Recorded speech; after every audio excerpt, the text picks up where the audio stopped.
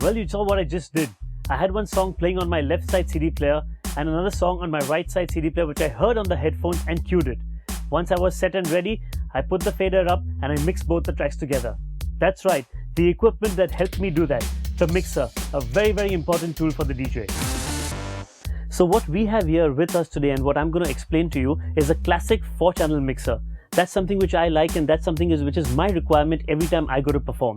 Now again, like I told you, when I say a 4-channel mixer, all I mean is it has 4 faders and 1 master fader. I can hook up 4 things to it. If you notice one thing, that each channel and each fader has an equalizer above it. What do the equalizers do? Before we get into that, I need to tell you a little bit about frequencies. I don't know if you learnt in physics before when you were in school or if you heard about it, but the human ear can listen to frequencies between 20 to 20,000 Hertz. Now for a DJ, these frequencies are broadly divided into 3 parts. One is from 20 Hz to 500 Hz, which makes your low frequencies, from 500 Hz to 15,000 Hz, which makes your mid frequencies, and from 15,000 Hz to 20,000 Hz, which makes your high frequencies. Well, you must have heard of these frequencies before. I'll tell you a little bit more about them in detail once we look at the mixer. The frequencies are lows, mids and highs, and the knobs itself on the mixer are kept in the same way. If you see the low frequency knob, it'll be right at the bottom. Low frequencies is nothing else but the commonly used term bass. Yep, that's right. If you want to feel more punch in a track and you want a thump to happen while you're dancing on the dance floor, you increase the bass, you increase the low frequencies, and the knob is right at the bottom. Just above the low frequency knob is the mid frequency knob. Mid frequency is nothing but the singer's voice, a guitar solo or a piano solo. It has the frequencies between 500 to 15,000 Hz. That reduces or increases the vocal or the sound of the instruments played in the track. And just above the mid frequencies, yep, you guessed it, is the high frequency knob. High frequency is commonly known as treble or sharpness. If you want the song to become a little bit more clearer or a little bit more sharper, it goes between the 15,000 to 20,000 Hz frequency, and that's what the high frequency does. Let me demonstrate the effects of all these 3 frequencies to you with the help of music. So let's play. Well, you got the groove going.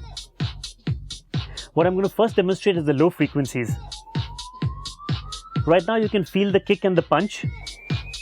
Now if I reduce it, check out what happens.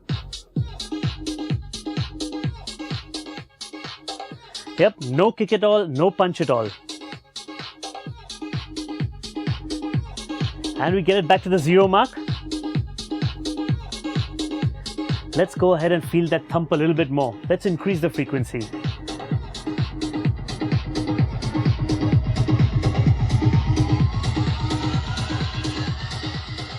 So that was the low frequencies for you. The next in line, right above that, the mid frequencies. Let's check it out in a music portion like this one. Let's say you want to hear the music a little bit louder.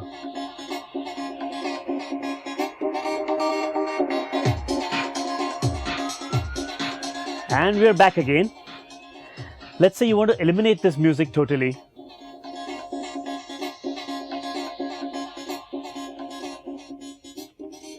And there you go, you can barely hear it.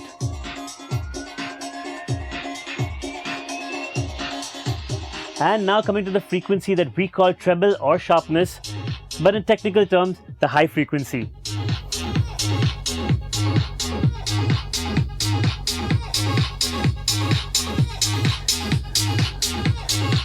And there you could feel the high frequencies really hitting the ear. If you want the song to sound slightly more muffled, you reduce the high frequencies like this.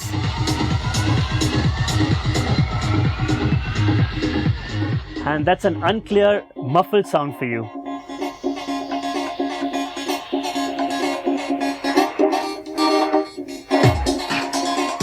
That's playing around with the mid frequencies again. And now the lows.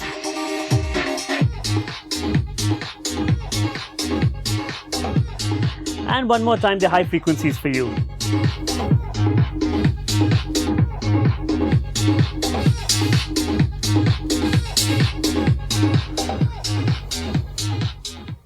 Well, those are the 3 frequencies a DJ should know about. Just below the equalizers, we have something called the input or channel faders. Yep, that's these 4 faders right down here. This is a 4-channel mixer as explained to you before. We have 4 channels, 4 input faders on it.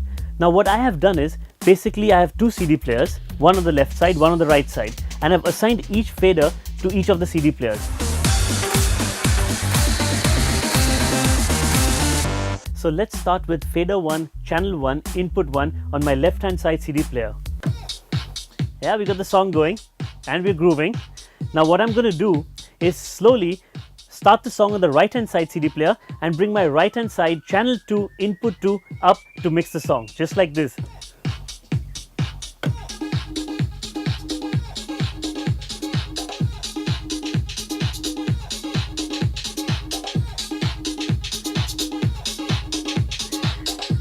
And now you see we got both the songs playing together with both the faders up.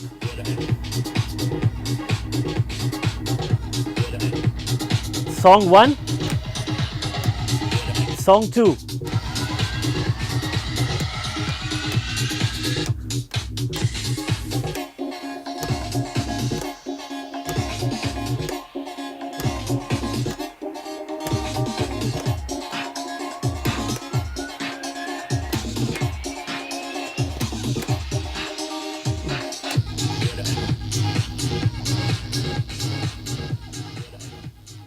So now you can see how important a good input fader can be for a DJ.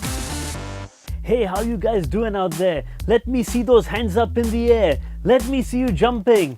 Yep, these are some of the common lines a DJ uses.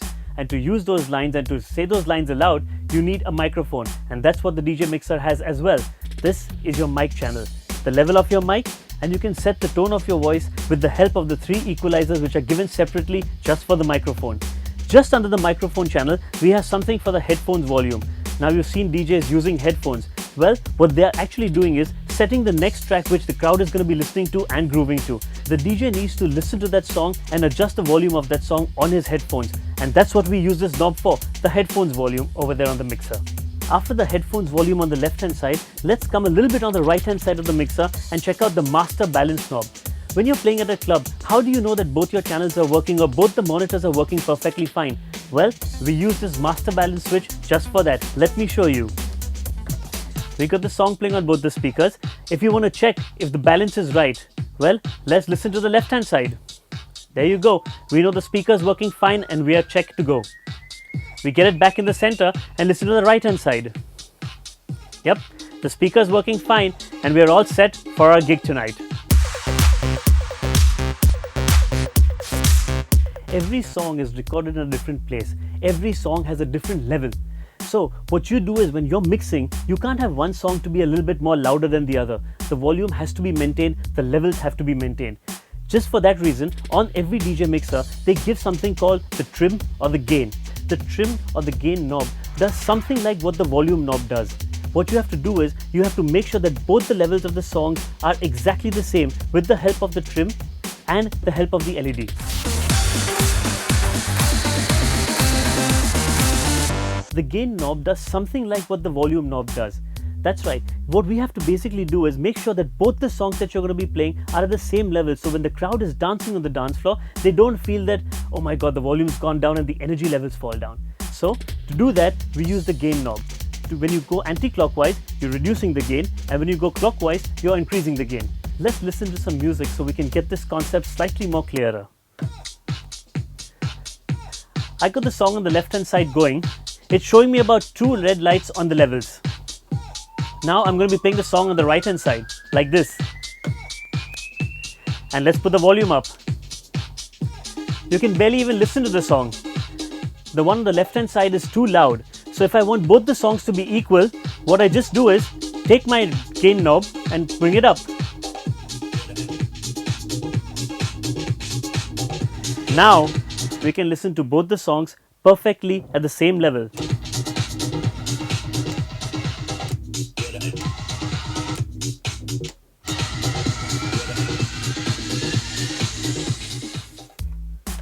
So now you know what the trim and the gain is used for. Let's come to the bottommost part of the mixer. Other than the 5 faders which you see on top, what you see down is crossfader. It is a fader which moves from the left to the right hand side. Basically what it's used for is mainly scratching. So a lot of turntablist DJs use the crossfader. It can also be used for mixing, and a lot of DJs use this as an easy way to mix instead of putting the faders up and down. Let me show you a little bit about it. I got both my CD players on channel 3 and channel 4. The left side CD player on channel 3 and the right side CD player on channel 4. Now, if I want to control both these CD players with the help of a crossfader, I need to first assign each input to my crossfader. And to assign them, this is what I do. I have these knobs just above the crossfader on the left hand side and the right hand side. Each knob has through 1, 2, 3 and 4 written on it. So if I want to assign my left hand side to channel 3, I'm going to take my left hand side knob and move it off to channel 3. And if I want my right hand side to be assigned to channel 4, my right hand side knob, I'm going to take it to channel 4. Well, now both my channels 3 and 4 have been assigned to the left and the right side respectively. Let's check it out. Let's begin with the crossfader being right in the center. Played my right side CD player, so when I turn my volume to the right, you can listen to the music. But if I change my fader to the left, there's nothing going on and the music cuts off. So if you want to play both together, this is what we do. Start the left hand side CD player, and we have two songs playing. Right hand side CD player, left hand side CD player. We are on the right again, and we are on the left again. And if we put it in the center, we can listen to both the tracks playing together. The reason why I chose two different songs for this video is because I wanted you to know that there are two different songs playing on either side, so you know the distinction between the right and the left. The reason why I took two different genres of songs is because I wanted you to identify that when I'm on the right hand side we have one song playing, and when we're on the left hand side we have another song playing. Let me take you through some buttons which are in and around the effects panel. First is your on-off button. If you put the button on and the yellow light is blinking, you know your effect is on. And if the light is not blinking, you know the effect is not on.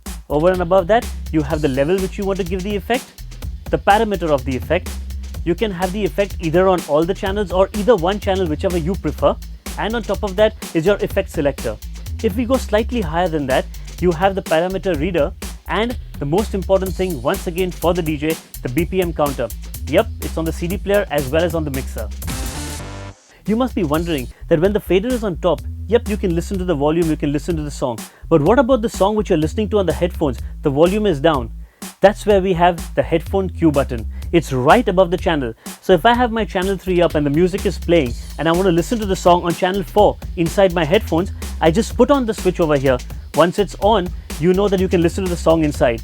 That way you can cue your song, release your song, pitch bend and pitch your song and get ready for the right perfect mix.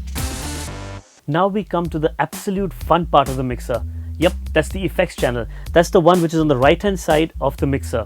This effects panel can do a hell of a lot of stuff for you when you're spinning your music at a club or a party. Let me show you some effects just like that. First we look at the flanger.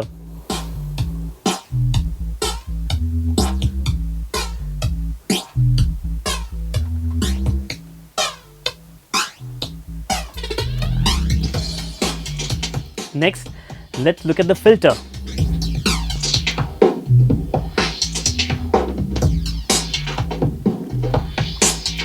Can you feel the track just filtering in and out like that? The next effect which I like a lot is the transformer. It just sort of cuts the track in the right way to give you that break. And we're back to the filter again. And another function which I like to use a lot, the echo.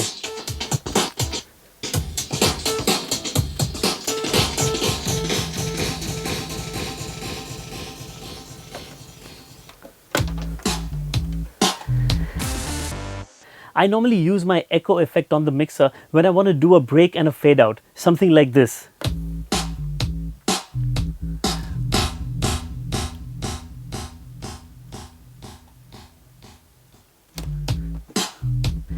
A lot of effects on the mixer and a lot of things you can do to make your set more creative and more fun. Another very interesting thing the crossfader is used for is for scratching, something like this.